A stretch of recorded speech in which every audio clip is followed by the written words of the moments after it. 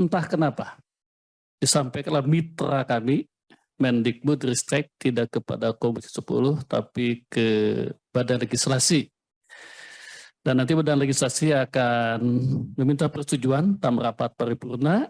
Setelah itu nanti akan dibawa ke Badan Musyawarah, yakni para pimpinan fraksi, dan di sana akan ditetapkan apakah akan ditangani oleh Komisi 10 atau oleh Badan Legislasi atau oleh Pansus dan lain-lain.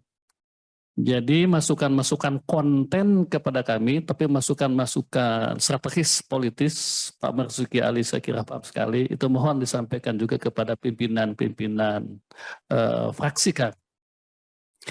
Yang kedua, kami Komisi 10, ini Kang Dr. Dede luar biasa galak ke Menteri kita, sudah memberikan kritik-kritiknya, kenapa tidak dipaparkan lebih dahulu kepada Komisi 10, dan mengapa tidak semaksimal mungkin memberikan ruang partisipasi kepada publik. Dan Menteri menjawab sudah dibuka ruang dengan cara online. Karena Pak Menteri kita memang adalah jagonya dalam bidang online. Kami katakan bahwa tidak cukup dengan partisipasi online saja. Yang berikutnya, tadi kami sudah mendapatkan masukan yang luar biasa dari hal yang teknis semacam keadilan pembagian KIP dan lain-lain. Dan juga ada hal yang mendasar semacam tadi etatisme, diskriminatif, liberal, ya kan, dan lain-lain dari Profesor Thomas. Itu adalah masukan yang luar biasa bagi kami. Dan nanti akan kami sampaikan baik dalam pembahasan undang-undang kalau jadi ataupun ketika kami berbicara dengan menteri untuk jadi perubahan keputusan menteri, keputusan dirjen dan lain-lain. Nah, Bapak-bapak terus terang di publik termasuk di DPR, walaupun tadi naskahnya belum sampai ke Komisi 10, ini masih terus berpikir-pikir apakah dilanjut dibahas atau tidak. Tapi saya secara pribadi, bukan pendapat fraksi saya melihat bahwa memang banyak hal yang harus diperbaiki. Tadi Pak Thomas luar biasa akan masukan kepada kita. Tapi syaratnya adalah yang tadi Pak, partisipasinya maksimum, melibatkan semua stakeholder secara merata, sehingga perubahan-perubahan mendasar juga kita lakukan, semacam tadi Pak Thomas ya, bahwa LAM BNPT tidak bisa dirubah ya jika tidak ada perubahan undang-undang ya Pak ya. Kemudian ujian mandiri tidak bisa dirubah jika tidak ada perubahan undang-undang. Dalam konteks inilah maka kita harus bersabar, jangan terlebih dahulu a priori untuk menolak menurut saya sih Pak ya, karena ada perubahan-perubahan itu. Berikutnya Pak, yang khusus Pak, Bapak-bapak dari swasta. Saya juga sama Pak, saya juga adalah mantan BMPTS Jawa Barat Pak. Saya di level sekolah. Pak Fasli mohonlah Pak, nanti kita gelar FGD Pak. Karena sebetulnya ini adalah masalah lama antara ketidakadilan antara perguruan tinggi dan sekolah tinggi negeri dengan perguruan tinggi dan sekolah swasta. Ya enggak?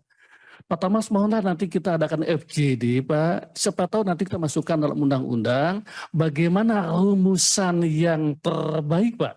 Sehingga ada keadilan antara penanganan perguruan tinggi dan sekolah swasta dengan perguruan tinggi dan sekolah negeri. Selama ini kan Pak pikirannya adalah negeri dan swasta Pak ya. Walaupun zaman Pak Fasli dulu mungkin ada direktorat perguruan tinggi swasta dan negeri Pak ya, dan sudah dihapuskan ya Pak ya, sekarang dihapuskan untuk keadilan itu, tapi faktanya adalah kebijakan-kebijakan masih dirasakan ada ketidakadilan. Mohonlah Pak kita rumuskan nanti bagaimana sehingga apakah dalam undang-undang, saya kira dalam undang-undang sehingga nanti tidak ada lagi ketidakadilan itu yang lahir dari tadi antara kata swasta dengan kata negeri. Tadi saya melihat Pak ada sebuah kebijakan yang bagus tadi di penggrupan itu Pak ya, pengelompokan nanti tidak lagi negeri dan swasta, tapi berdasarkan klaster Pak ya. Apakah negeri atau swasta, katakanlah grup 1 begini perlakuannya Pak ya. Apakah negeri atau swasta ketika yang sampai ke kelas 2 begini perlakuannya. Jadi klasterisasi itu tidak lagi atas negeri dan swasta, tapi betul-betul atas dasar tingkat. Yang terakhir Pak, saya juga heran perlakuan anak negeri kepada swasta, mungkin karena swasta itu mendapatkan uang ya Pak ya dari siswa kan Pak ya Pak ya, itu Pak ya. Sedangkan kan negeri juga sekarang sudah boleh ya Pak ya. Itu sebuah keanehan juga Pak. Dulu saya kira salah satu dasarnya selain karena pendiriannya adalah badan pendiri yayasan itu juga karena sekolah swasta, perguruan tinggi swasta memungut uang dari mahasiswa atau dari siswanya.